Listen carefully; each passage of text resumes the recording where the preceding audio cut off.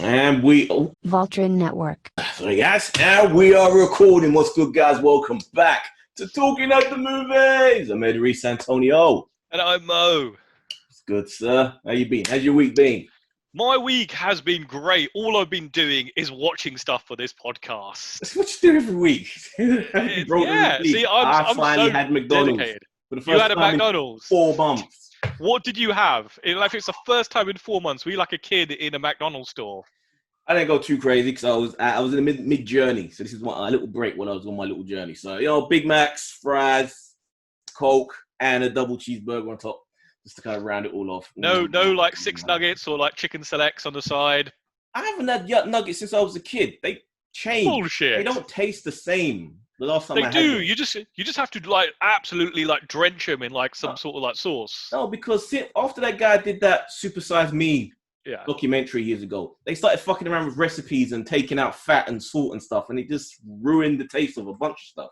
And nuggets is one of the ones that they kind of screwed around with. It took all, all the yummy cancer chemicals were taken out of it. Have you not tried? Well, it's proper. It's supposed to be actual proper breast meat now, as opposed to all the little crap. Yeah, and the crap was what tasted good. That was the point. Have you tried chicken selects? No. They're like actual proper chicken, like with breaded stuff. They're actually quite nice. Yeah. I did actually have a McDonald's midweek as well. I've been really bad this week. I've been really bad with the amount of fatty food I've had. Oh, that was the first thing, my first takeaway for the week. So I've been doing good, being a good boy. I literally just had a KFC delivered before this. Because I thought by the time we finish, it's just going to be too late to eat. What are we going to talk about first, Mo?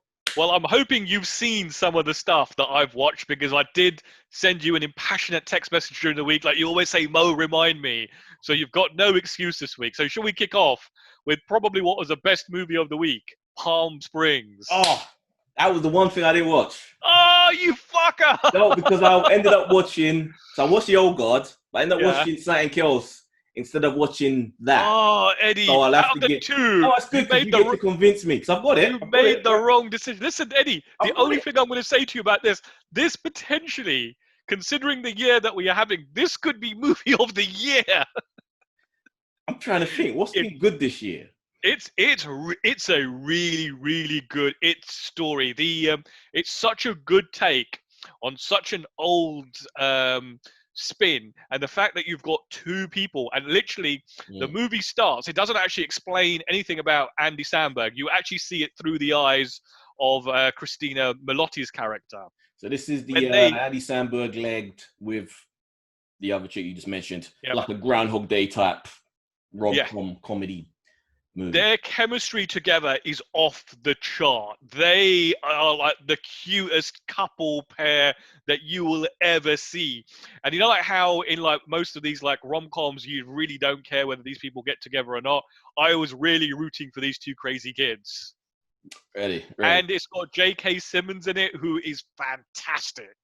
He's always good. Come on. Oh, he is, but he like the bits that he is in, he like really elevates. He's not in it much, but when he is in it, he really like elevates it to the next level. But like the setting, the comedy, the romance, the whole package, Eddie, it's just so good. Okay, it's perfect then. I get to go pick out on some more takeaway, and I get to watch it on a Friday night. Yeah, you've convinced me. Do watch it. Like I said, potentially in the running, at least in my top 5, I think, for this year. Dude, what else has there been? I think Well, this is what I'm saying. The only other original movie. Hulu film could be the best film this year.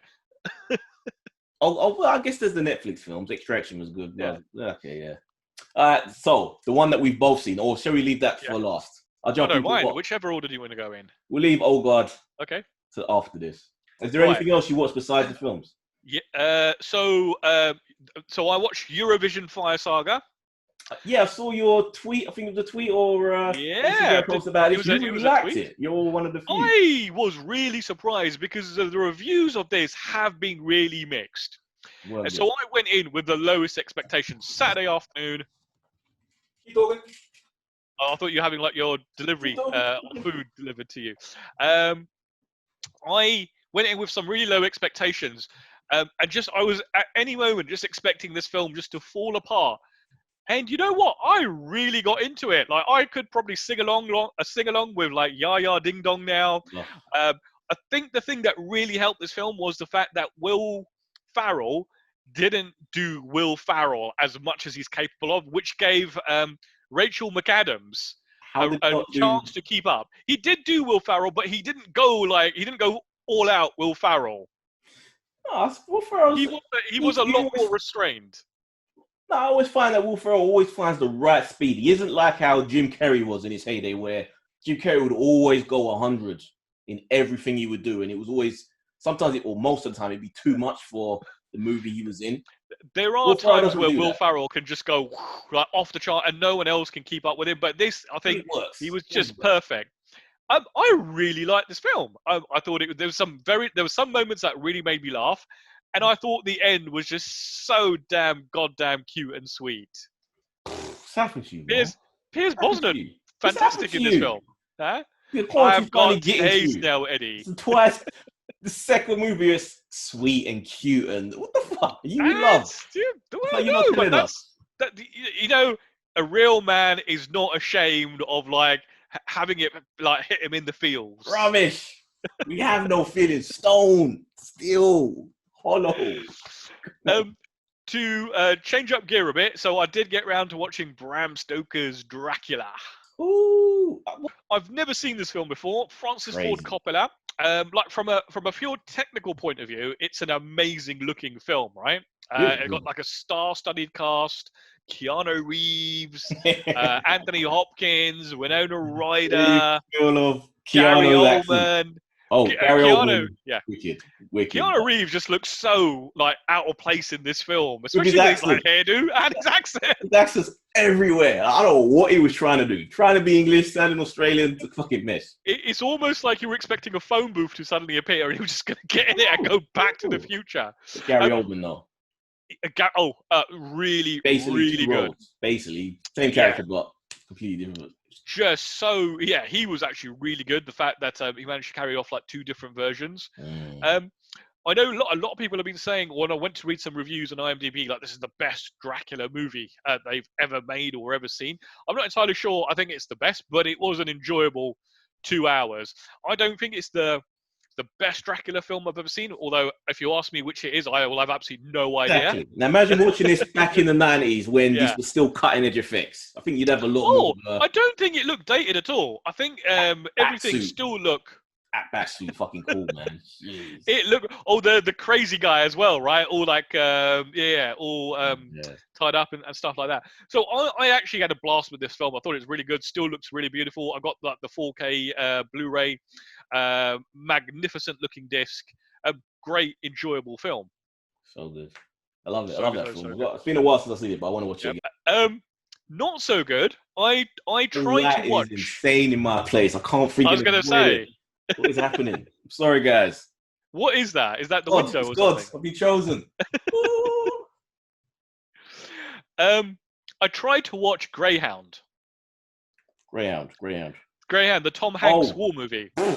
I tried to watch it. Now, this has been getting rave reviews, so you may want to watch this and tell me that I'm completely off mark, yeah? I put it off about halfway because it's all set in one location. Yeah.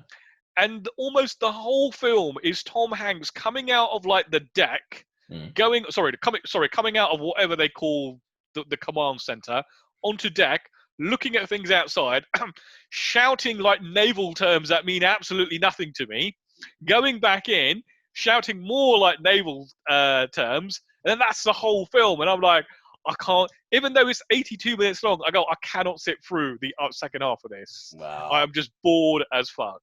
So it would not have worked on the big screen for you then? It didn't even work on a little screen for me. And the CGI, you can tell all the water and stuff is CGI'd. So that kind of brings you out of it a little bit as well. Oh, dear. But having said that, it is getting really, really positive reviews. So it's probably just me not liking naval warfare movies. I love a good war movie. I love a good war movie as well. Star Wars. You've watched that? What? Star Wars. That's a war movie. No. It's got war in the title. No. Come on. Jeez. Oh. What more of a war film do you want? It's got the word war. One that ain't got fuzzy teddy bears of frigging guys in gas masks running around. Listen, man, that's such a xenophobic thing to say. Well. And lastly, I checked out Wayne. We spoke about that last week. Oh shit! I know. You know what? We were asleep on this show. I've watched I think the first 3 episodes. It is really good.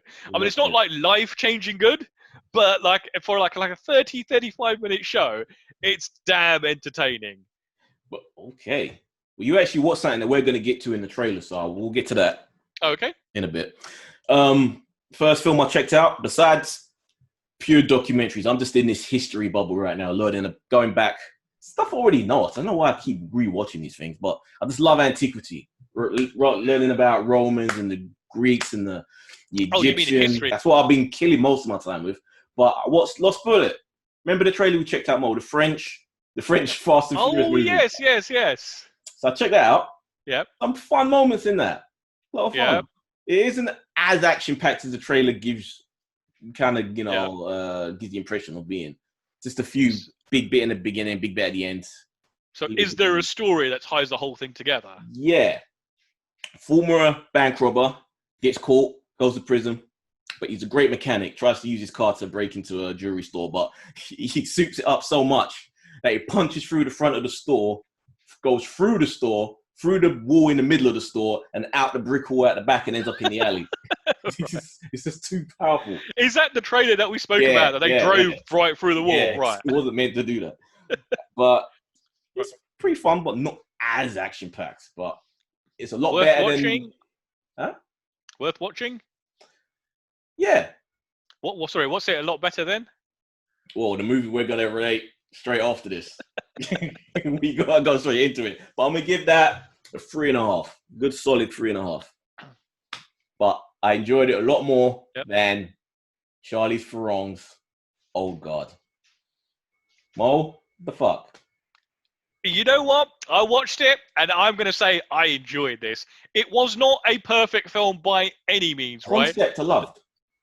I think that's what I really enjoyed. The whole concept, I was really waiting for a story just to take off in the past type thing. If this was the pilot for a TV show, it'd be brilliant. It should have been like Highlander, because it's a similar sort of thing. Highlanders, they're these eternal beings. Yeah. And in that original Highlander movie, what was cool about it is that it would jump around to these different eras, and you'd see France in the 1800s, and you go further back and you go to the Highland days of the Middle Ages, and you see all these different periods, as well as seeing what's happening now in the contemporary or in the 80s as when it came out. Yeah. With this, you get one man made flashback, and it looked like a little fight from a Xena Warrior Princess TV show. It was bad. The action is terrible for something which there was some okay action sequences. Nothing stood out in terms of action. It's not an action film, though, Eddie. It is an action film. It's a character-driven story. It's an action film. It's based on a comic book. That doesn't mean it's an action categorized as an action movie. No, there was some action in it, and the action wasn't too bad. I mean, it was not obviously Extraction level. It was forgettable. Interesting question, and I don't want to come off as sexist here at all. And I have to question myself as, is this a sexist thing to say? But I'm going to stick with it. We need to have the discussion. Can female directors direct action well? There are great female directors in the world. Yeah. Don't get me wrong. There are great female directors. But a pattern I've seen is that they don't tend to handle action very well. Wonder Woman wasn't bad.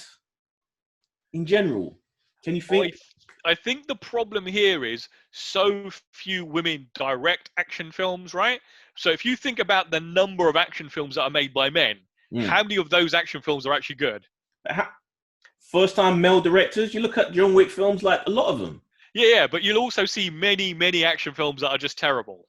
Yes, I guess. Yeah. So there is use those numbers. Yeah. So statistically, fewer female directors make action movies. But there's things you can do with that, right? You can have a second unit director. You can have an actual person who handles all the fight things. I think the problem with this movie, and I actually listened to an interview with the writer on another podcast, because obviously he was doing the whole, the tour for the premiere. So the guy who wrote the script is the guy who also did the comic. Greg Rucka. And I think that might be the problem, right? Just because you know how to write a comic book doesn't necessarily know you can translate that well to screen. But that doesn't affect the action, though. Like, that affects it doesn't the affect story, the action. but you could have still had a shit story, but with great action. You didn't have that. And again, I don't think the action was that bad. It just had no flair. It was completely forgettable. I think the actual, if I'm really being critical, there were many, many times where I did think, like from a director's point of view, it was like amateur hour. There really was that to it. And I don't know how many other features this director has directed, but there were things like, you know, the whole reveal of, all right, we're going to spoilers here, guys. So if you haven't seen Old Guard, you know, you may want to skip this bit. But being betrayed by one of your own people, I just found that laughable. It was the most casual portrayal ever. It was such a, you betrayed me. Yeah. Not only, but the thing of it was like, it was so badly shown on screen, so badly directed, because you'd even twigged at that point that that's what's happening. But it's just like, these people have spent hundreds of years together, right? They've got a tight bond that no one else in the world will have. They showed us nothing about his character as to why he would do that. Yeah. I guess they tried to set it up in his conversation with the new girl, the black girl. Yep. That, you know, he buried his son and his wife and all of that. Like, he's lost these people and he's been alone. But you don't really get a sense of that loneliness with him. They don't really do a good job of setting that up and really building. No, the whole time they're together, they're all together. Yeah, like, I think they do a better job in a movie you watched last week, Interview with a Vampire. I think they did a better version of that, of giving you that impression of someone who's been alive too long and getting to a point where they just want to die. Mm-hmm. They've kind of just fed up with it all. Yeah. They didn't do that with this at all. He just kind of... No. Did you also notice, because obviously we both live in London, the fact that the guy literally drives up onto a deserted street, parks on a double yellow, comes back to his car, the street is still deserted, but the moment they drive off, all of a sudden, like, the cast of thousands suddenly appear. Suddenly descend. It's so crazy. And how annoying was that friggin' the antagonist, the friggin'... the scientist. It was like Jesse... No, it wasn't, not even a scientist. He was the entrepreneur guy. Yeah, the CEO, right? Yeah, the scientist guy. He was Elon Musk, but he was kind of like, he was more like Jesse Eisenberg in BVS. That was very much the trope of like the bad guy type thing. I thought he was very miscast. He tried to be too young, too hit, but he had this weird face, and he was just kind of I guess you wanted to punch him, so I guess that succeeds, but he would have been better if it was more of an imposing, kind of grizzled older guy doing that. His death scene, did you kind of think, what the fuck are they doing here, right? Because she's got a gun pointed at him. Why? I can understand that they think he might get shot off, but she's military trained, right? She will shoot first and ask questions later. I know, but even after that, she put an axe halfway through his body, yet the military trained woman still feels the need to body tackle him out of a window.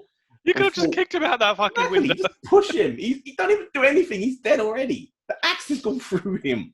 Like, that bit was. But I just love, you know, when you're in, was it Coombs, the CIA guy, when you're in his house, the English CIA guy, the British CIA, and you're in his house.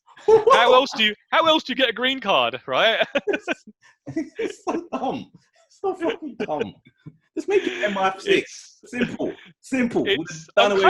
You know what I've noticed recently is like the amount of like some of these streaming shows where the shows are actually filmed in like England. You're kind of thinking this has turned into like a real hotbed for like movie making. Yeah, but just make it MI6. Simple. Do away with it. But CIA, I guess, means more to an international audience. Like MI6, what the hell is MI6? James Bond is MI6. Come on. But when was the last time there was a James Bond movie? It's been years since the last one. When they're in his house and they've got that board and they've got like that whole that was so cool. I watched like till the whole of the end credits just to like see that. Watch that, but for me it was a bit of a chuckle just watching the bad Photoshop on their faces, try to make them look like people from like the Victorian age and that. They always look bad. You just want to find so many things to hate about this edit. There was so much to hate. It was a bad film.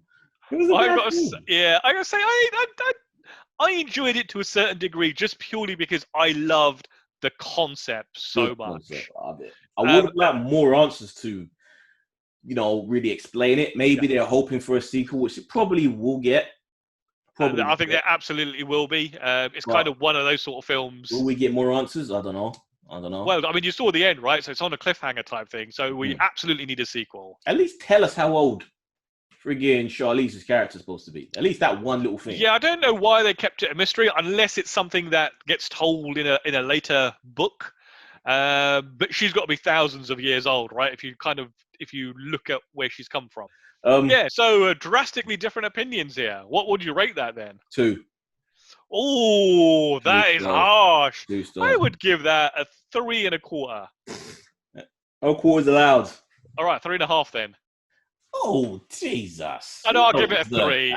It's not something I would... like sometimes you watch a movie and you're like, I'd like to buy that on Blu-ray, or I'd like to watch that again. Yeah. I don't have that with this. It's like a one-watch type thing, but I still enjoyed it. I'm finding this frustrating with Netflix, man. They take these good concepts. The same thing with Warrior Nun. It's a good concept, a good basic level story where you think, oh, this is interesting. This could be really good, but they don't really execute it very well, Are you going to check out Curse? Because that came out today. Oh, so today? I am going to watch that. I love my little female and hero movies. I don't mind it. So I'm definitely going to check that one out. This one is a twist on the whole Excalibur sword. Yeah, so you're not one of these like, this is so woke. What are they doing? Who asked for like a female-led Merlin show? I love female-led action movies, man. Even back from like Tomb Raider or even Aliens. Like when it's done right, when it's patronizing, like Warrior Nun can be a bit annoying. But rightio. So should we get into the trailers? And Salem rates it 2 stars as well. What's that? Oh God. Yeah. So trailers. Let's do it. Trailers. Let's go. So finally, the trailer of the week, we have the new Star Trek show coming August 2nd. So the first trailer had leaked last weekend. Star Trek Lower Decks, the animated show. Boring. Eddie? Unfunny. Animation is good, but it just looks so badly written. I'm going to say this as politely as possible. You are such a Star Wars fanboy. Have you read the comments? We know you hate... I don't need to read the comments because the comments were everything. Everyone hates it. No. That is absolutely not true. One is like, this looks amazing. This looks hilarious. I'm not saying it looks amazing. I'm saying it looks good. It is enough for me to say, right, if CBS All Access was in the UK, that would be enough for me to say, I'll buy a subscription to watch that. You know what level this looks like in terms of the writing, the level of comedy, the humor that it's going to reach? What was the other show which is on Netflix right now, which is kind of tried to be like a Rick and Morty type? Final Space. Yes, it looks exactly like that. In terms of the humor, the way it's written, just not good enough. Just doesn't quite make the mark. You say you read the comments, right? If you go back and read the comments when the Orville's first trailer came out, people really, really bashed that show. By the end of its run, people were really enjoying it. Even the trailers were like, that looks good. I want to watch it. This looks good. I think you're just doing this just to be hip and cool. See, I don't need people's approval. I'll go out and say, this looks good. You say that. What was I saying when the Picard trailers came out? This looks amazing. I cannot wait to see this. And it was a good show. And it turned out not. No, Eddie. It was a dumb show. You're far too influenced by what people say in the media. You're like, and I enjoy Discovery. You can't say I hate Star Trek. I enjoy Discovery. You do. You have so much disdain. Whenever Simon and I talk Star Trek, you're like, oh my Lord. Oh, you're just blind, Mo. No. Blinded. You're just blinded to love Star Trek. Everything Star Trek, even when it's bad. I guarantee you this: by the time the run of the first season over, you'll be like, "This is good. I like this." It's gonna be cancelled. You'll wait and have one season. That's it. Season 2. So this, I reckon, will become the most popular Star Trek show, right? And here's my theory: because this is so radically different from anything that has come before, it will attract viewers that are normally put off by Star Trek, right? Because, I mean, there's no two ways about this. The viewer base for Star Trek is just dwindling, right? Most of the fans are probably our age and older. You aren't seeing newer fans come to the show, right? You might, the newer shows might have picked some new ones up. Discovery might do that. Picard probably not so much because it's more about nostalgia and about what's come before. This can get into that market where you've got like American Dad, Rick and Morty, Archer, that kind of audience.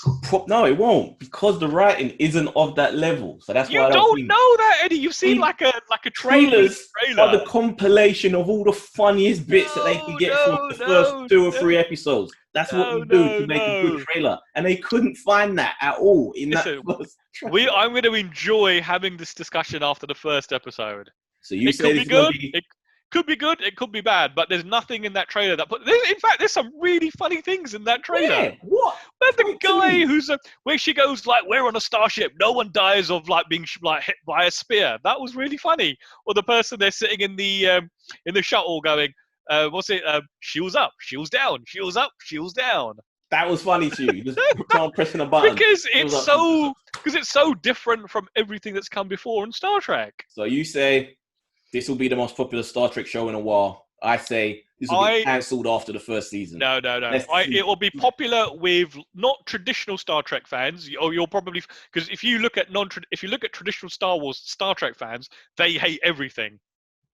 Absolutely everything. Yeah, like you said, most popular show for a while. So let's shake it in. That's our no, I'm saying it will bring new fans to the series. I'm shaking it to see. I think it will get cancelled. You think it will be? Yeah. Right, should we move on to Quibi? So there's a show on Quibi. So Quibi was a network that I had completely written off, right? It's the whole, you can only watch shows on your mobile. They're 10 minutes long. And I wasn't really interested until I saw a trailer for a show called Dummy. Now, the idea behind Dummy... This was funny. ...is that... So essentially, Anna Kendrick, is it Anna Kendrick, the actress? Yeah. She somehow is able to hear and talk to her boyfriend's sex doll. You heard me right there, guys. I didn't stutter. Was it a boyfriend, that guy? I thought it was like some old guy. It's a boyfriend. Well, she sleeps at his house. She has sex with him. Okay. You seen the first one, mate? Have you not? Oh, yeah. I've watched like 4 or 5 episodes. Yeah, okay. Yeah. I gotta say, so the show itself is really funny. It is really cool. It's like the 10-minute show is actually really good to plug like a 10-minute gap. So normally I will try and watch, say, like it's an episode of It's Always Sunny during my lunch break while I eat. But I tend to find that by the time I've cooked or made whatever it is, there isn't actually 20 minutes left to watch that. This show at 10 minutes perfectly fills that gap. Or, when you just finished work and you just want to relax for a few minutes. It's a commute. It's a good commute. Yeah. Sure. But it's also good, like, watching it on your large screen TV, because it works. Because they do it, because each episode is built around that 10 minutes. Now, because like how you said it could just be cut into an 80-minute film. Have you watched any of the episodes? Not yet. So I don't think it would work if you cut it into one long film, because each 10-minute bit, it really is like an episode. It's like a skit, which if you watch them all in one go as one long film, it probably wouldn't be a very satisfying film. Really? You reckon? Because those sort of like carry-on films, or like the Airplane, National Lampoon, they were kind of that joke, little setup, joke. Watch a few episodes, because the first thing is Anna Kendrick's really good to watch. Like, she's essentially having a conversation with a person that doesn't exist. Is she like crazy? Is that the whole premise? So we don't know that yet. Obviously, she must be, right? Because it's a sex doll that's talking to her. Yeah. So there potentially could be, but like, I guess if you look at what's that film with the TV series with the dog and Elijah Wood, Wilfred. Wilfred, yeah. Yeah, it's like that. That's so it's just another take on that, but this time it's obviously sex doll, which is a far more interesting concept. Okay, who does the voice of the doll? Oh, I actually don't know. Let's have a quick look. But yeah, guys, check out this trailer. It's actually pretty funny. I was writing Quibi off, and it could pretty much disappear. We don't know. I don't think they've had that great amount of downloads for the app. I think it will. Yeah. It is Meredith Hagner. Never heard of her. She does the voice. Oh, she's a very, very pretty looking lady. Is this room getting dark? Do I need to put the lights on behind me? That would be good, yeah. Right, computer, turn on living room. Don't work. How can that thing be right there and not hear me? Computer, turn on living room. There we go. God blimey. I think they're doing this on purpose. I think because before, when I first got it, you could kind of whisper and it would work. Now I'm finding I've got to shout at the damn thing. So you can always see who the friggin' Star Trek fan is, isn't it, guys? Blatantly. Yep. Yeah. And I'm proud of it. What's the next? So, Dummy, go out and watch it, guys, if you haven't. You are absolutely right. Quibi is in a lot of trouble. And it does sound like it was just some sort of scam if you actually look into the financials of this thing. Oh, really? Oh, yeah. Right. So, next trailer up is... oh, crap, I need to expand this. It's a Netflix one with Jamie Foxx, Project Power. This looks kind of interesting. I'm really interested to check this one out. So, yeah. Did you get the concept? Yeah, the powers are 5 minutes and it's in a pill. Yes, exactly. But the twist is you could take this pill, get superpower, but you don't know what you will get. Is it going to be different every time you take it? I've got to imagine it must be, because otherwise it takes the mystery out, right? How do you plan? Then what's the point? Because if you don't know what you're going to get, you might get something which isn't fitting for the situation you're in. Well, it came across as though it's also like a drug type thing, right? I'm assuming people are just doing it because it's like an alternative or another way of getting high. Really? Just bursting out into flames is the way of getting high? Well, just imagine you eat it and you get you can fly. Like imagine for 5 minutes you could just fly or run really fast. Something criminals wanted to take for them to help them to break into places and do all sorts of shit. What are drug users? Are they not criminals? How dare you? Oh, I was about to say something, but I can't. Yeah, this looks really fun, and it shows you that Netflix is very selective with who gets the good budget and who doesn't. Because this has definitely got a big budget, and I was wondering I was literally asking myself when this trailer came up, where the fuck is Joseph Gordon-Levitt? Has he fallen off the earth? Has he been assassinated? And we just don't know. He's vanished. Doesn't he just pop up every few years anyway? He ain't done anything since what was that? So Lupo is the last film I remember seeing him in. That was a long time ago. That was 2014. Yeah, Inception was before then. He was in Don John, which I also saw. That was the last one. That was the last one I saw him in, and he vanished after that. Was it? Let's have a look. Just got his filmography up here. So Don John was 2013. Then he was in Sin City, A Dame to Kill For. Was that a sequel? That started going down, yeah. That was the second Sin City. And I think he did straight-to-video movies after that. He was in the Mindy Project, but I think that doesn't say how many episodes. Then he was in The Muppets, maybe one episode. Yeah. Straight Out Oz, The Wizard. Never heard of that. Dear. He's in a TV series called The Comrade Detective. He's in a few episodes of those. He was a voice in The Last Jedi. That's it. A voice? Oh, he was Knives Out. He was a voice in Knives Out. A fucking voice? Detective Hard Rock.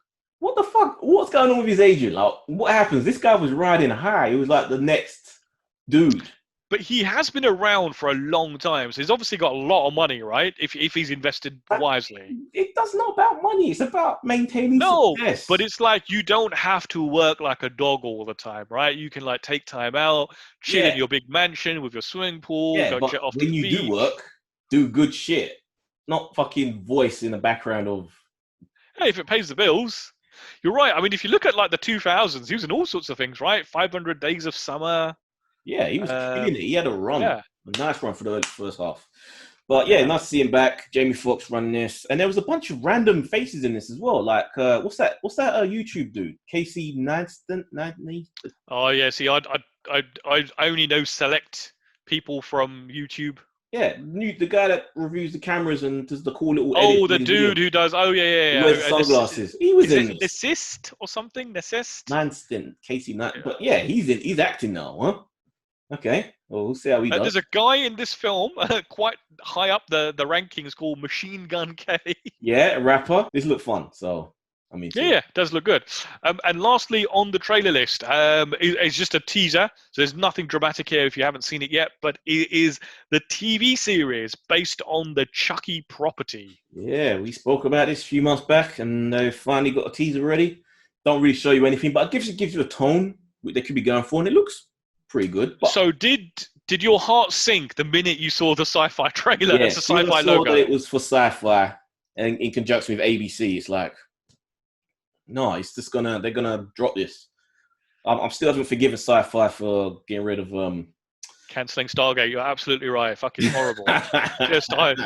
You and me both, mate. You and me both, brother. I'm not gonna say that, but I forgot the name of the show. But I was gonna go for. But yeah, they have Galactica. They have a Fox habit of just cancelling shows before they've really gotten going. It's really weird, right? It's got the word sci-fi in the title, but they seem to like to do anything but sci-fi nowadays. Yeah, it's ridiculous. It's so mad. I don't get it. So apparently the upcoming series marks Chucky's first ever chance at unleashing bite-sized terror on television.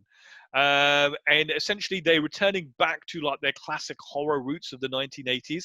And the plot finds the vintage Chucky doll in a small town America where a series of horrifying murders throws a sleepy town into chaos while throwing back the veil on the community's hypocrisy and secrets.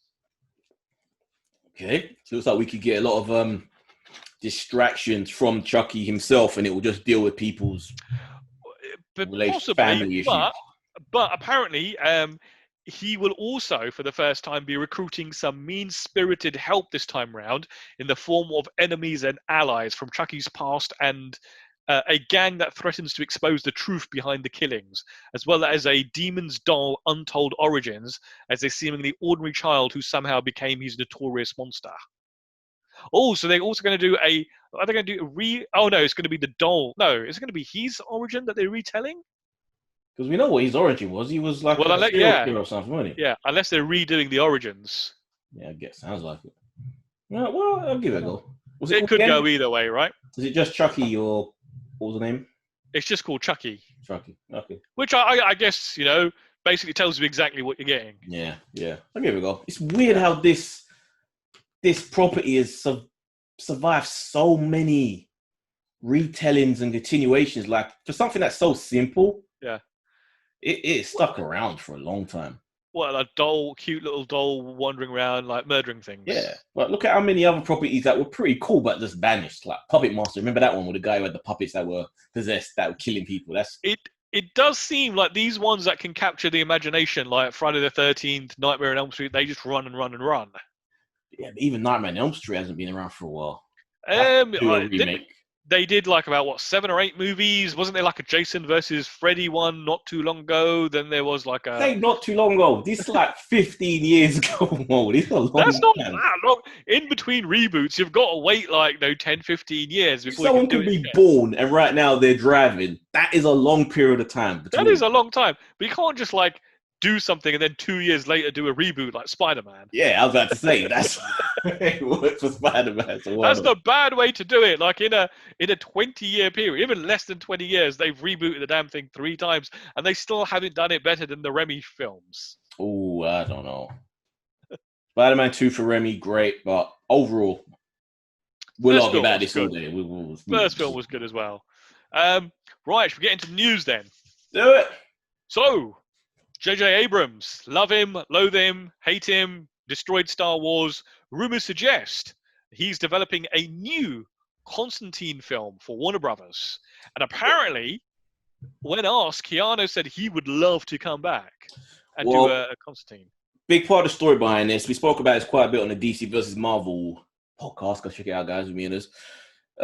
He's basically been tasked to do Justice League Dark. So that's the main thing he's doing, but he's also doing his little side projects connected to it. And Constantine is one of those. So it's almost like Warner Brothers are really giving J.J. Abrams a lot more power with a variety of their DC properties. So I don't know whether he's going to become the guy. Well, he's got this $500 million deal at Warner at the moment, right? So it's essentially he's tied to Warner. So every franchise that you'd like to see JJ destroy, he's probably going to do. Yeah. But what more can he do about DC, though, man? It's been a mess anyway. But what's sad is that the director of the original Constantine movie, very good film, not accurate to the Constantine character, but still a real fun film on its own with Keanu. Is that one Hold on, can I ask? Is that one that's grown in popularity since it came out? I don't think it was warmly received. It didn't fail. It made money. It was a success financially. Not like $1 billion success, but it made its money and some. So it was saying that, no reason why it didn't get a sequel. And then it almost was. The director has a story, had one years ago, and he has one now. And Keanu is attached to him. That's why Keanu's saying that he wants to do it, because he's attached to that version with that director. Right. And he went to Warner Brothers saying, I want to do this. But this guy comes to Warner Brothers with a script on the back of a successful movie, which has grown in popularity, with Keanu Reeves confirmed to attach. But Warner Brothers is still like, nah, we've got other plans. What's wrong with these people, man? Give it to this guy. He can still be connected to JJ's one, because JJ mainly just produces stuff anyway. Yeah, but as much as I hate to say it, JJ's name just brings more prestige to a project, right? More than having Keanu attached already as the star. I think Keanu says he would do it anyway. I don't know, man. I definitely know he's attached to that guy's one. I don't know whether he's... The thing is, studios have just got to that point, right, where everything is by the numbers, right? You could have a good film, a good idea from a competent director, but you can't make the figures work. But suddenly you attach J.J. Abrams' name to it, and bam, people are going to come and it's going to be $1 million hit. And the thing is, this guy was saying that he reckons he can do it for a smaller budget than what the original one was, which already made money. So it's like...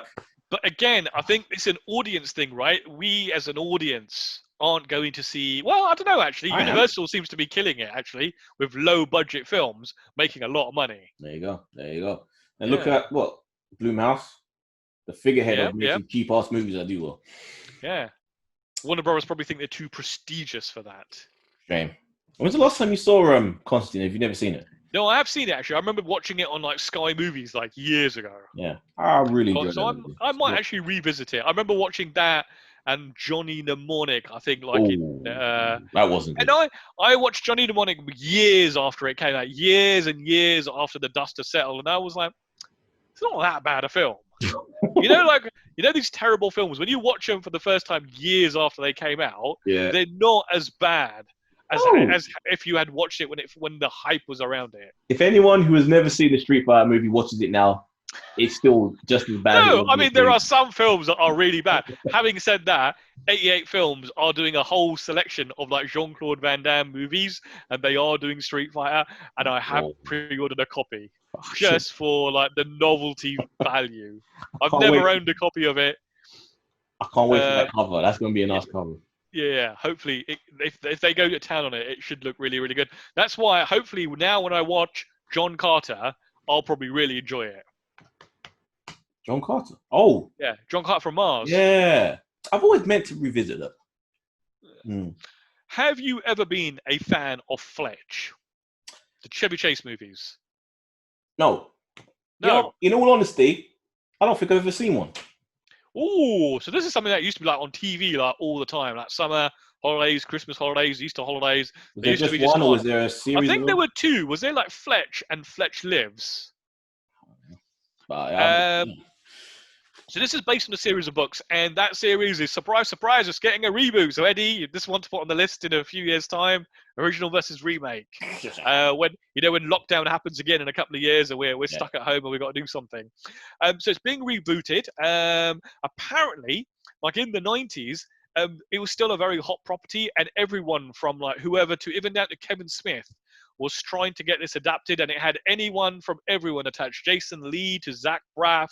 They all wanted in on this, but apparently they have now cast John Hamm in the lead for this show, and it's been directed by the movie, and it's being directed by the director of Superbad. Ooh. And funnily enough, it's being produced by Miramax. What? Oh, yeah. What? No, it's Miramax, Weinstein Company that went down, not Miramax. Yeah, but I thought Miramax was I thought it was a defunct property now. No, they sold it off, I think. Because Weinstein Company was what went down. Because I think he already split away from Miramax, I think. Yeah, so that's his own thing. No, that's... I've never seen the Chevy one, but I like John Hamm. He can do comedy really well. So from what I read, the Chevy ones never actually really strayed that closely to the original source material, where they are planning to this time to stick more stringently to it. That's the problem. You get Chevy Chase and everything's fucking gone to shit because he just does what he wants, notoriously. We all know about Chevy and how difficult he is to work with, and it all came out. Right, next on the list, we have right. So we spoke about we spoke about Josh Whedon a few weeks ago. It never ends. It never. Do you know what? So when we first spoke about him, I was very much like, "No, Eddie, I don't believe you. I don't really think the guy who was such a feminist, the man who put Buffy on screen, the man who had like these moralistical tales." You never believe me. Anytime I've revealed something, you always like, "Nah, Eddie, you're crazy." I don't like to do this internet outrage type thing from the first time I've seen stuff, but more and more stuff is just coming out. Yeah. And this week, James Masters has chimed in. And I just want to bring up the story because I want to get the quote absolutely right. Well, so James Masters played Spike on Buffy and Angel. Yep. He was brought on for he was supposed to be like a one season character, right? But he became so popular that he became like a recurring character, right? Yeah, and a hero at that, and a romantic hero. Absolutely. Hold on, I've clicked the story. And JJ was pissed, and he pulled him aside one day. No, not JJ. I mean, slip Whedon. I think I've copied the wrong link into this. Right, I'm gonna have to go off of memory. So essentially, you're gone. Well, from what I remember, Whedon pulled him aside and said, "I don't care how popular you are or how much fans love you, you're gonna die this season or something, or the end of the season." No, he said like, "You're dead." Yeah, you're dead. Yeah, you're dead. Just screaming at him. Yeah, and literally had him like up against the wall. Yeah. And like James Masters was so taken aback by goes, "Hey man, it's your football." Yeah. like he only turns up and does like what's on the script, right? It's not like he's writing the script or making decisions. And this was on a podcast that all this came out, and the guy who was interviewing him, the guy who played Lex Luthor in Smallville, he was like, was he joking around? Was this funny? He was like, no, he was very angry. Very angry. So he was just pissed. Whedon was just pissed that this character was popular and that people didn't want him to die and that he had lost control of the narrative of this character. Like, his ego just couldn't even... It's something so simple as that. It's so strange, though, because surely you as a producer, showrunner, should be happy that like the fans have taken to one of your creations like this. And I don't understand, because not only did they then keep him for like the whole 7th season, they could have killed him at any time. Josh was the showrunner, but they brought him back after the show was over into Angel. I don't know. But respect to Master for not taking that stuff too personally, that he did stick around and wasn't like, fuck this, I'm out. Yeah. He went with it. But did you hear about the stuntman quote? Yeah. Do you want to do a quick recap on that? That as well was just like a guy who was a stunt coordinator on Buffy was really just had a horrible time working there. So he decided, fuck this. Tell him that he told one of the producers, I'm going to be leaving to another show to do second unit directing on that. They told Josh, and Josh took it like it was a breakup. And this guy was, at the time, dating someone who ended up marrying, who was the body double, the stunt double for Buffy, for Sarah Michelle Gellar. So Joss Whedon basically told her to break up with him because he was... No, I think you might be... Unless I've read it wrong, I don't think it was quite that. I think Joss Whedon found out those two were dating and said, one of you has to leave. No. And they both decided to leave. No, because what the quote I read is that he pulled her in the room, and this is her quote, that they told her that she should break up with him, and that she started crying and ran out and left the show. Are you sure that's what the thing said? Bring it up. I read it again today, but I shall. Again, see, guys, I told you, whenever I tell Mo something, he always dismisses it as this, I'm crazy and I don't know what I'm talking about. It's the pattern of the show. No. I mean, I've read something. I could have misread something. I could potentially have read an article that was not correct. And now we do live research on the show. Yeah, here we go. So the couple who got engaged while working on the series, who are now married, have alleged to Metro that Whedon demanded they break up if Crawford wants to continue working. That's what I said. And they both ended up leaving the show together. He'd already gone. What website are you on? So this is the first one I've just Googled. The Metro one came up first. Yeah, I'm on comicbook.com. And essentially, they both left at the same time. And he's basically, his response to that was, "You will never work in this town again." So the stunt double, the one Sarah Michelle Gellar's stunt double, was saying, I was called into the office and I was given an ultimatum, she recalls. And they said to me, come back to the show, because she'd already gone. Yep. But you need to leave Jeff or don't come back. So I basically started crying and I said, fuck you, that's horrible, bye. And she walked out. This must have happened at the third season, because I've been listening, as I've been doing my Buffy rewatch, I've been listening to a podcast that does episode by episode, and they did say for season 4, Sarah Michelle Gellar got a new stunt double. There you go. Yeah, because by season 4, I become fed up and told them I was going to leave. Yeah, so that's how it went. Yeah, but I do recall, so in the article that I read, his parting shot was, you will never work in this town again. Just proper Weinstein level kind of shit, that is. Yeah, control. And he calls him an egomaniac, and how the fuck? So you're pissed with one guy leaving, but then you try and tell his girl, it's something like, you gotta come back, but you gotta break up with the dude. What sort of madness is that? How does this make you? I was actually quite a fan of this guy, right? I actually thought he was. If you look at like that Buffy's writers' room, right, from like that early 2000s, they like once they left that show, they basically disseminated into the rest of Hollywood, right? And you can now tell when you watch something that must come from a Buffy writer by just the dialogue that is there.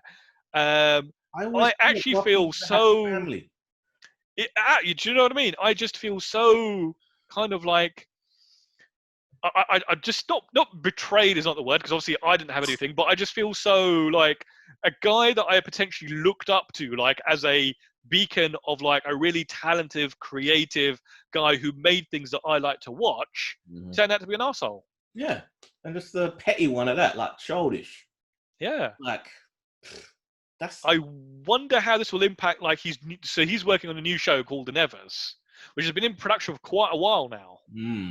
So I don't think HBO could say we're going to sweep this under the rug now. But I wonder if he'll have to resign. Well, so let's hope he isn't treating anyone like shit, because he ain't going to be able to keep that under wraps for. Well, if you're doing that 20 years ago, you're not changed, right? You know, once you pick up those habits and you start doing it, you're doing it for life.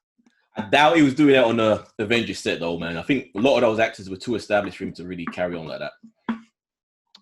You weren't going to be screaming at Robert Downey Jr. to... I would like to see more people come out and say stuff now, right? Because it's now open season on him. That is, yeah. Yeah, I'm waiting for... Because I know when those two stunt coordinators, apparently when they sent out their tweets, apparently people like Charisma Carpenter were like, I like this. Oh, yeah. Yeah, but she hasn't really said anything yet. I hate that. No, because she's again. When you're in that industry, you're walking a very fine line, right? If you speak up about somebody, that was the point of this whole Me Too movement. But he wasn't sexually harassing those people. He was just being an arsehole to them. But a lot of the people that are getting accused were just arseholes. Not everyone was like harassing or raping. It's supposed to be for everyone. This is their chance to have a platform. And it seems like Ray Fisher's the only one that has the guts to come out and be like, who's actually brand new to the industry, right? So obviously he isn't used to all the caviar parties and the orgies and all the lavish treatment that like stars get. No one's got compromising video footage of him at back door party. He hasn't got to the point where he can't turn his back on it. But fair play to him. Is you just reminded me, when you watch Dummies, there is a very clever gag where Joel McHale has a little cameo, and he phones up Anna Kendrick, says, I'm your new agent because your previous agent got Me Too'd. And so once she puts the phone down, the sex doll is going like, oh, so did your agent like sexually harass you? And she's like, no. It's like, oh, so you mean a sleazy agent who got Me Too'd didn't try it on with you? I've always thought about that. Like, is there a point, the egotistical point in the back of your brain, if you haven't had that bad experience, is there a part of you that thinks, what's wrong with me? Like, what? Well, have you seen that episode of It's Always Sunny? I've seen it. Yeah. When Matt goes round to his gym teacher in his like school shorts and stuff. Charlie got raped by the gym teacher, and he's like, well, why didn't he rape me? I was a better looking. He keeps going to try to hit on the guy to just to validate himself, make himself feel better. That show's so fun. Right. Final couple of stories then. So Peacock has launched officially now in the US. They did have a soft launch for a while, but now they're officially out there. Mm-hmm. So all the major players now who are going to have a streaming service are out there, right? The only outlier now seems to be Sony and MGM, who are essentially don't have like their own mainstream service. They do have like these really small ones, but like all the major. They ain't got Sorry? nothing. No one's paying for an MGM streaming service. They don't have anything. No, absolutely. So they are still working with the likes of like Netflix and Apple and all that sort of stuff and making movies, but all the main players are out there. So there's two things that I picked up from their launch. One was, so NBC obviously have an NBC channel in the US, right? And one of the tactics that they're using is if a show is broadcast, say tonight, tomorrow it's on Peacock. Now, are you aware of how US TV stations work, especially when I say affiliates? In what sense? Sorry. So affiliates. What? Yeah. So essentially, in the US, NBC doesn't have an actual channel, right? It basically works with channels in regions to carry their programming, and different stations can carry different programming, right? So generally, you try and get your whole primetime block like everywhere, but like affiliates are free to maybe show it at a different time, different day, or not show something at all. There is an NBC channel though. But it's more like NBC South Carolina 264 or whatever. So it's not an actual channel. It's carried by lots of different channel affiliates. A lot of these affiliates are really put out by this because they're saying, hold on a minute. They're supposed to come to our channel to watch this, but now you're saying if they don't, they can see it tomorrow on your service. So any show, so there are some affiliates out there who are saying any show that you do this with, we are not carrying. It's weird. Like I said, this is like a formula that wrestling's been doing for forever, for years. Well, ever since they've had their networks, I guess for the last couple of years, where it comes on TV and then in the States. The next day, So I guess this is a little bit different, right? Because I don't think Disney are doing any of this. Like we show you something on ABC tonight and we put it on Disney Plus tomorrow. So there's like a clear separation. So where NBC are kind of like blurring the line here a little bit. So it'd be really interesting to see what happens to broadcast TV as part of this. The second thing is, I had a tour of their app. I watched the video. They've got this feature called Channels. And it's such a simple concept, but I thought it was really cool. And I would love to see some of the other services do this, right? So they have these fake made up channels within the app. So they can have like an office channel, right? So literally you put that channel on and it's just playing like just episode after episode after episode of like The Office. Yeah. So you could join it halfway through an episode and you can sit there and have a binge. And they have theme channels where it's just 80s movies or it's another show. And I was like, that's really interesting. Yeah, like background fodder. It's going to sound like a broken record, but on WWE's network, they don't have multiple channels, but they have one main channel which is playing. You can just tune into it. Yeah. You can just jump into like a documentary or a wrestling show. It'll just keeps playing, which is a good way to bring in eyes on something which people may not necessarily seek out on their own. So it's a smart way to do it, and they've just kind of expanded on that by having all these different. Yeah, that's actually really good. I actually wondered that'd be a good thing for Netflix to do, to have its own little. Yeah, I'd love to. I mean, I'd love to be able to do something like that on Plex, right? Just have like various different channels. You can literally tune in and watch a random episode of like Star Trek or like Buffy or something like that. I do just when you don't know what to watch. That sometimes I'm sitting on watching TV and I don't know what to watch, but occasionally I will switch over to live TV just to add curiosity. And there's something weird about jumping onto something when it's already playing that makes me kind of want to watch it. It's weird. Oh, yeah. Have you ever done that thing where you haven't watched the film in ages, you've got the Blu-ray or the DVD on your shelf, but you come across it on TV and you'll just start watching it? I've done that. I did it with freaking Home Alone a little while ago. Like, I don't know. It's weird. So I guess that is a good way to bring people in. I like that. And lastly, so the Matrix cinematographer blames Stanley Kubrick's book for the two... What's it? Stanley Kubrick book for the two mind and soul-numbing sequels. Yeah, basically the cinematographer of the Matrix trilogy came out and said the first film, it was wonderful, it was fun, we were free. And then the Wachowski sat down and read Kubrick's book in between. Right. They came up with these habits that in order to get an honest and natural performance, you have to torture your actors. So that's when they started going from having 10 takes to 200 to continually go over and over. And it just made the whole process miserable. And they said the set and the experience was just horrible because it was just, everyone was drained and just fed up. And it kind of gives this dead, you watch the sequels and you do kind of get a sense that with the performances, people just look dead. Oh dear. Flat. Dear, oh dear, oh dear. Because of fucking Kubrick's book. Well, was it Kubrick's book, or was the fact that these guys, the Wachowskis, read it and took it so literally?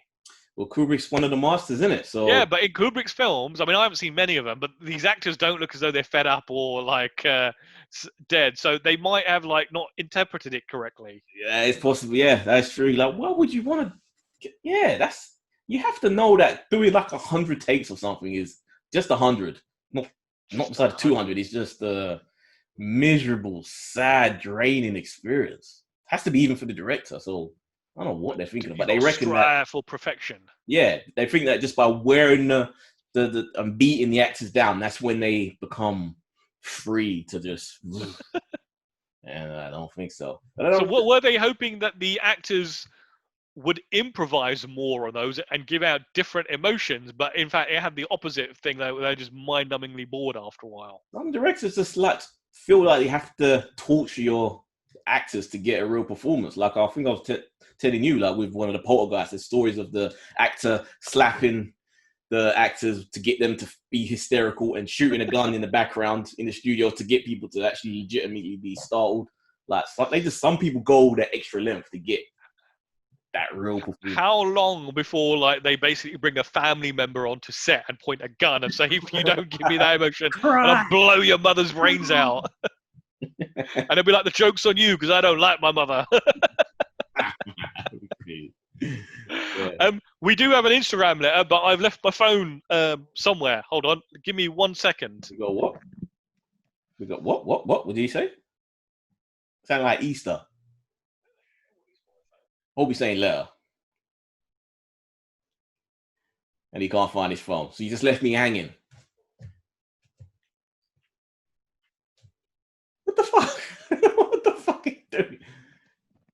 This is really odd because obviously... Isn't your camera the light? Huh? Isn't your camera the light? My camera. Oh, I was like, where the fuck is that? That's a very good point. It's like, I'm sure I had it because you texted me to say that you're ready. Right, so the lights are going to go a little bit dim. If I do that, oh, that's a bit too much light there. Yeah. So you can see how much light that brings up, actually. Right, so let's have a look. I think this was a multi-message post. Give me 1 second. We had a letter. Goody. What have they got for us? This is like the worst design app like in the whole world. I can never remember what actually takes you to like the messaging bit. On what? In Instagram. Oh, it's the top right. On the home. Go to the home. Oh, yeah, you've got to be on the home page. Not like, you would think you have to be on your page, right? Weird app. Right, so... let's have a look-see here. So this is from one of our regular listeners, Kamran. He says he just played through Mortal Kombat Reboot game and got to say the storyline was absolutely amazing fun and crazy. I don't know if I could watch somebody else play them, but I would need to experience it for myself. I have. Also, I know that's I think that's the point he's making. Like, you love to watch other people play games.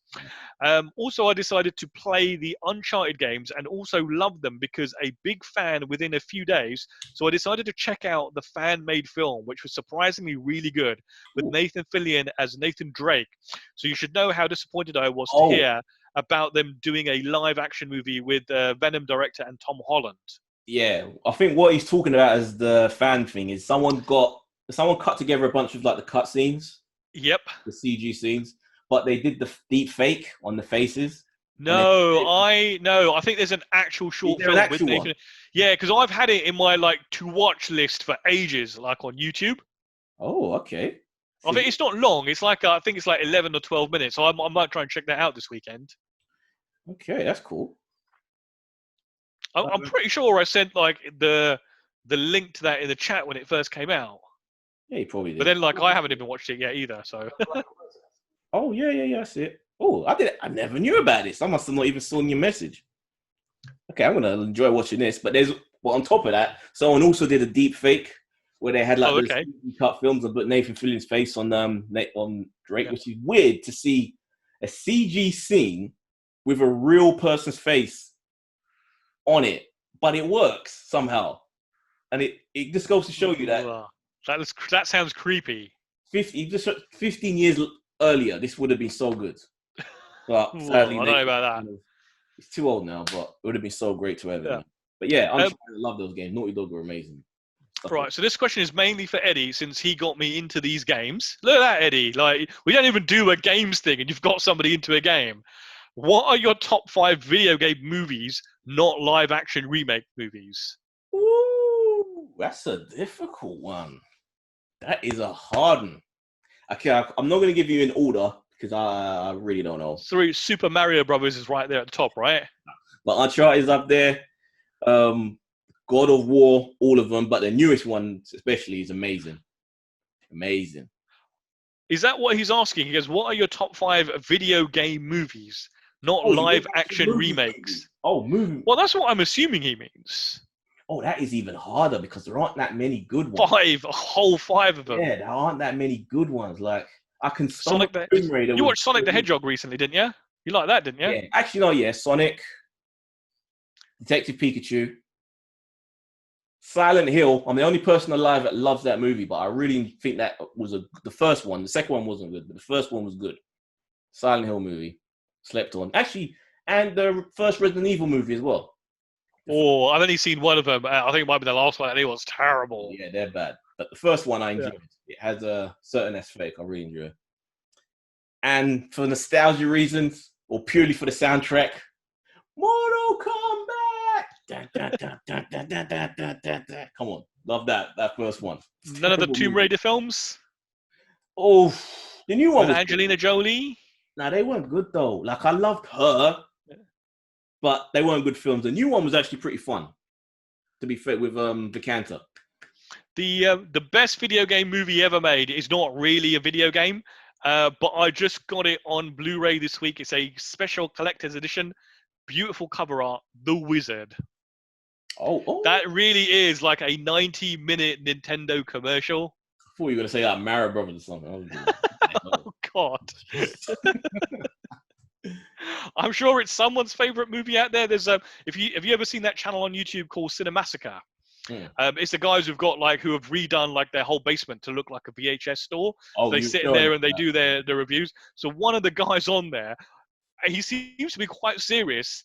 Seems to indicate that Street Fighter is his favorite movie. That is insane. I don't see how that's possible. Even as ironically, there's even nostalgia-wise, you could lose your virginity while watching it on TV. It still cannot be your best. If you watched it as a child, it's terrible. As a child, it's probably not a bad film, right?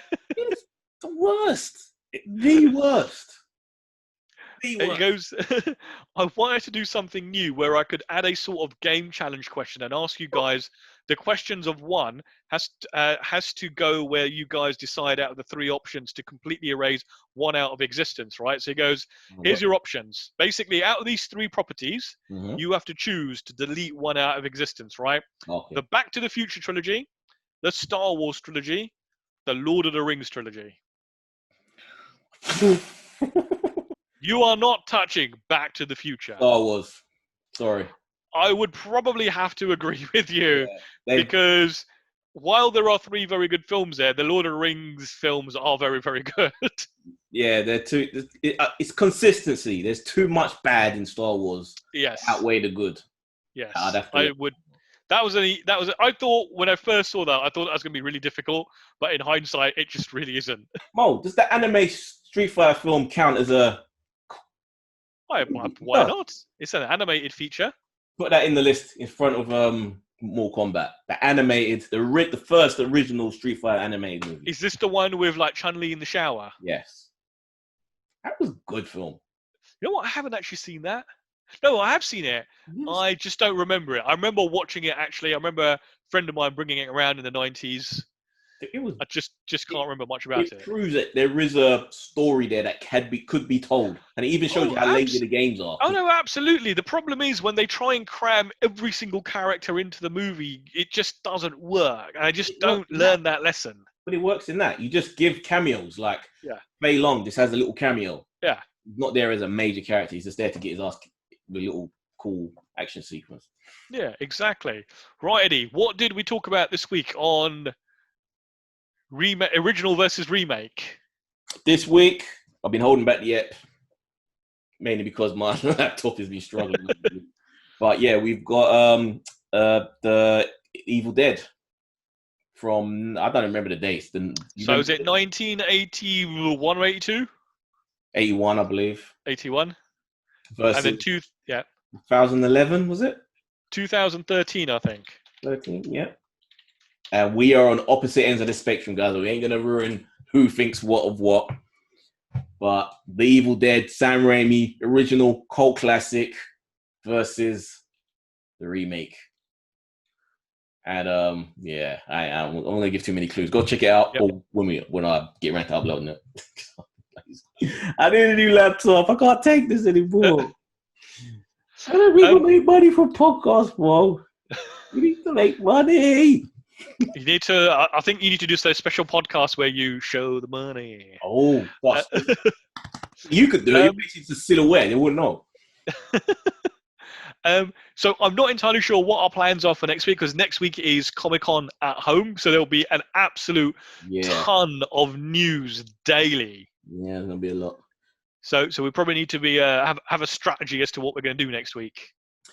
The thing is, though, we say that there's Comic-Con at home, but what's going to be there? Because so many studios have said they're not going to be there. Marvel's not going to be there. DC have got their own one coming up. Hey, listen, they've got 3 Star Trek panels. That's all I care about.